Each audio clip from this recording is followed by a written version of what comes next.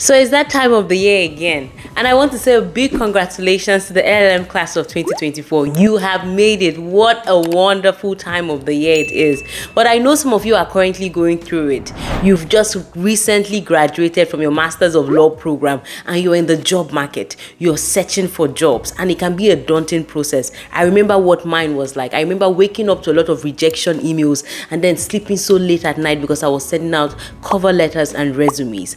And it was a very challenging time for me. I was rejected by Microsoft. I was rejected by Amazon, big tech, small tech, no tech, all the types of tech, because that was the industry I was trying to get into. But I know what it's like to go through those rejection emails. And so what I want to do in this episode is I want to take you through some of the tips that I think that can help you. I moved from dealing with all those rejections to landing 2 jobs in the tech company. And I believe that there was a shift in my mindset and there was a shift in the way I was dealing with these applications.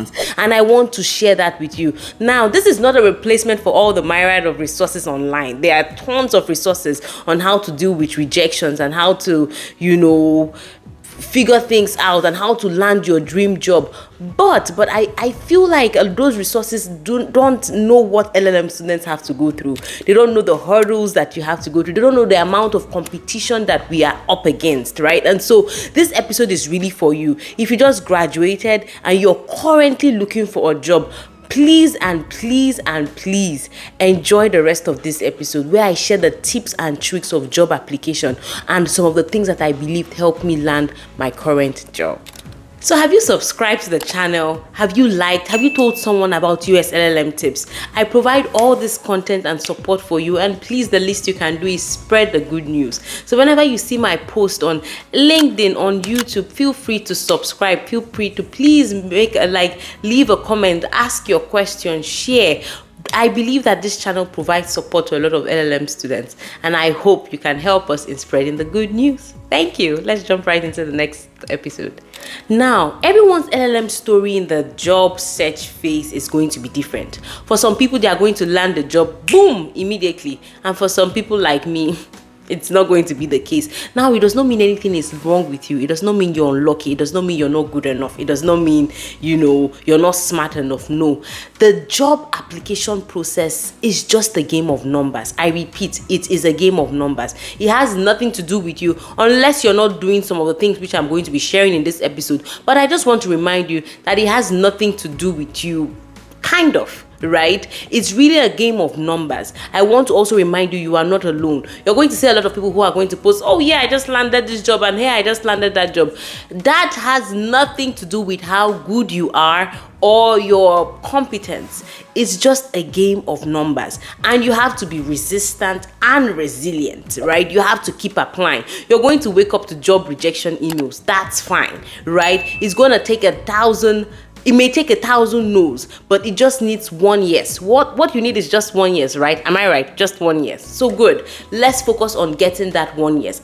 Now, before we jump into those tips, I want to remind you of something. As an LLM student, you're dealing with a lot of competition, right? I'm sure you know that. If you've been on this channel, you probably know there are JD students who have spent 3 years in law school, have gone through a robust law school program, have had internship opportunities that you may not have had, which is fine. But I want you to know this so that you don't treat your applications in a lackadaisical manner, right? It's just very important for you to keep that in mind. And I say this because when you know this, you're always bringing your A game to every application, or to most applications, and to every interview. Before we go ahead with the rest of today's episode, I want to say a big thank you to Themis Bar Review for sponsoring today's episode. One of the things I enjoyed with using Themis Bar Review to pass the New York bar was that I had ample opportunity to practice before the exam. And if you know anything about passing any bar exam in the US, you know that practice is important. And with Themis Bar, you don't just get practice, you get tons of questions to practice and learn from your mistakes. And so that is why today I want to continue to recommend Themis Bar Review for you as your partner in succeeding in the bar exam. Let's jump back to the rest of the episode. Now, a lot of you might be in this first stage I'm going to be talking about. You're not even getting interviews. Like you apply and all you get is, you know that cricket sound, quack, quack, quack, quack, quack, quack. Nobody's getting back to you. So it's like, are you applying? Is anybody out there? Can you hear me? Can you see my application? You're not even getting interviews, you're just getting a bunch of rejection emails. So I want to talk to you a bit about that. If that is you, keep trying. But here's a tip for you. When you are applying, right, make sure, and I'm sure you must have seen this, you probably know this, that your resume, your cover letter is a fit for the job description. So what am I saying? If you see a job that you really like, that you feel like it's a good fit for you, look at the job description. Make sure your resume fits with that job description, like tailors it very closely. So let me give you an example. Let's say you're applying for a job or contract, in-house counsel position, and in the job description they need people to review and negotiate contracts. If in your resume there's nothing like review, negotiate, contracts, NDAs, commercial deals, stuff like that, it's going to be hard. Do you know why? Let me be honest with you. Because some of these companies use AI to actually pass through the thousands of resumes that come on their table. And so if they can't even see that this person fits the job description, you're not going to make it over that. You're not going to, you get what I'm saying? You're not going to make it over the line, right? It's going to be very difficult for you to make it over that line. So what am I saying? When you see a job that you really like, sit down, look at the job description, look at your resume, make sure they follow closely. Right now, also beware of job application fatigue, which is a thing, which is where you just stay and just start pressing send, and you're just sending one resume to 1,000 companies. People know, they can see through that, right? And that is fine. You can't like spend all your time applying to one job, or it's not easy. So I completely get it, but I want you to know that you might not be able to bring your A game to every application, but when you see a job that you really like, that you believe is a fit for you, sit down and do the work.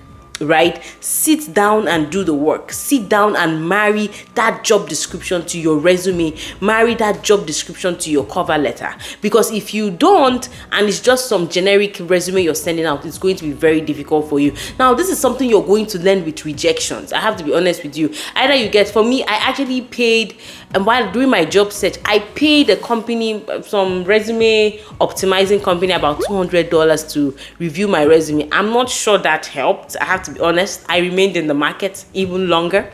No offense to that company, but because this is something that you're going to have to learn. One resume might not cut it for you, right? You're going to have to learn how to look at that job description. I say it again, look at the key words, look at the key phrases that keep coming in that job description, and marry it to your resume for the jobs that you love. Now, they're going to see some jobs. I got some offers. Like, I got an offer from a company where I didn't even send a cover letter.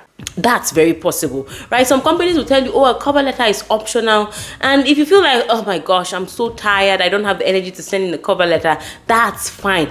But I say again, for a job that you feel like, this is my job, this is the job for you, give it your A game. Bring that cover letter. Make sure there are no typos. Bring that resume. Make sure it mirrors that job description. When I say mirror, I don't mean copying the job. I don't mean copy the job description and paste. I mean those keywords. Make sure you have tailored your resume to meet that job description, because that is the key to the game.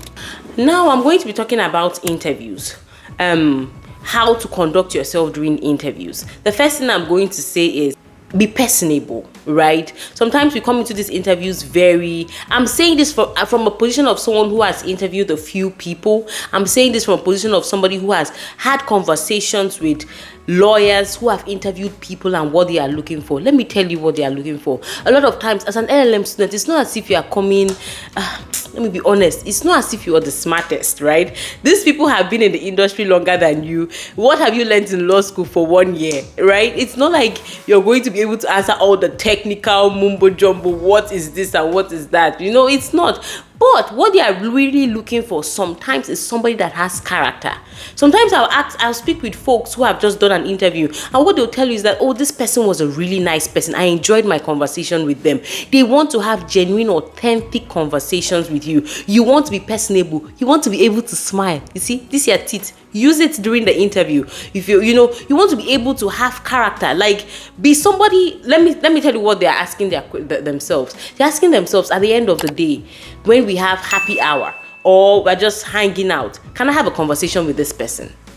That's it, right? It's not really, nobody will sit down like during happy hours and ask you what is intellectual property. Nah, these are real people with real lives, right? So you want to show that you have character, you are real, you're authentic, not just some robot who is there to answer all their questions. That's not going to work for you. So this is what I would say is one of the first interview tips. Be you, be authentic, be personable, show you have character. Another thing I would say is a tip is always prepare your questions. At the end of every interview, a lot of times people ask you, do you have any questions? This is not a time for you to act, oh my gosh, I'm so smart. No, I have no questions. No, you have questions. Come up with intelligent questions. Questions about opportunities in this job position. What do you expect from somebody who is going to be in this position, right? What are the metrics for success? Ask intelligent questions. There are a ton of questions that you can ask online. Ask questions. Don't ever say I don't have a question, right? Because it shows that you don't have any interest. You don't have any interest in what the company is doing. Does that make any sense? I feel like I'm talking to you face to face, but I hope it does make some sense. So please show up with your questions and plan to ask those questions. Now, another mistake I would say, or another tip that I would say that you should pay attention to as you prepare for your interviews is prepare your responses. At this point, if you've been in the job market long enough, there are some questions that they would ask. Like, let me tell you, a lot of the questions that I saw people ask me during my time, and I don't know if this is still the case, but tell me about yourself. That question is a deep question. If you can pass it or you flunk it, right? That question is time for you not just to tell me random things about yourself, but tell me about yourself in context of this job. Tell me about yourself and why this job is really for you. So you're really telling them about things that you've done in your past and how that positions you to be a good candidate. You're not just telling them, oh, I went to this school, I went to Nigeria, I'm this, I'm that. You're not just giving them random facts, right? You're giving them information that they are going to use in analyzing whether you're a good fit for the job. Another question that I know people asked a lot during my time of job search is, tell me about your weaknesses. Tell me about your strengths. Prepare your responses to these questions. And tell me about your weaknesses is not a time for you to be real, but manage those weaknesses. Don't be too weak. I can't say more than that, right? But tell me about your weaknesses. Prepare your responses to that. A lot of times, the questions they are going to ask you are not technical questions. Some will ask you technical questions, right? I dealt with a bit of technical questions, but a lot of times they're going to ask you behavioral questions. And if you go online, you're going to find a ton of these questions, like, what will you do if this? What will you do if that? Right? As I said, because a lot of you are going to be joining these companies as like a council, which is first entry positions, right? And you're going to be joining at entry positions. And if that's the case, a lot of times what they want to see is more behavioral. How does this person respond in crisis? How do you prioritize? When you have competing tasks, what do you do? I've been asked that question before. If you have a competing task, what do you do? Blah, blah, blah. You need to be thinking of this question. Don't just show up and say, that's a very good question. Please don't just show up doing that. You need to research, come up with answers. There are a list of behavioral questions that you can, research and come up with answers to. So please do that. Now I'm going to be talking about what, I don't know if this is important, but I'm going to mention it, right? Be yourself at these interviews. I've already said that, but I'm going to talk about your accents and, you're an immigrant.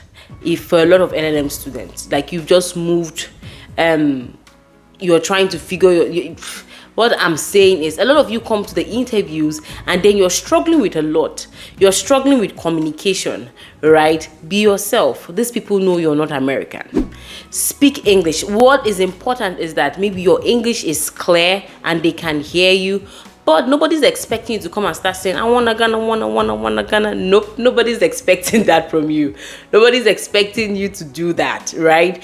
They just want to be able to understand your English, right? And for me, I feel like it's important. I don't, at my interviews, and even till now, I have kept my accent, to a large extent, at least to the extent that I know. I have kept my accent because I'm Nigerian. I can't come here and just try to wash that away because I live in the United States of America. No, I'm Nigerian, and I'm sure if someone from the US moved to Nigeria, they wouldn't all of a sudden want to start speaking like Nigerian. So be yourself at these interviews. You're already dealing with a lot. The least you can be is be yourself. Speak the English that you can speak to the best of your ability. It's just important that it's clear and that they're able to understand. But nobody expects you to come and speak one here.